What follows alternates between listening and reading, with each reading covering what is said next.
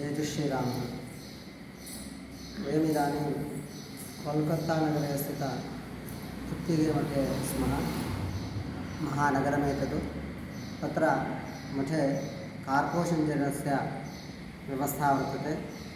Howrah railway स्टेशन्तः 11 kilometre परिमिते एव वर्तते इत्यतः महानगरं प्रति ये आगच्छन्ति तेषां कृते अत्र व्यवस्था क्रियते इति अत्रस्थ व्यवस्थापकाः वर्णयन्ति। तथैव इतः ये गङ्गासागरं गन्तुम् इच्छन्ति तेषां कृते बृहद्यानकनीयद्यानव्यवस्था अपि अत्रस्थ व्यवस्थापकैः क्रियते इत्यतः ये गङ्गासागरं प्रति गन्तुम् इच्छन्ति तेषां कृते अत्र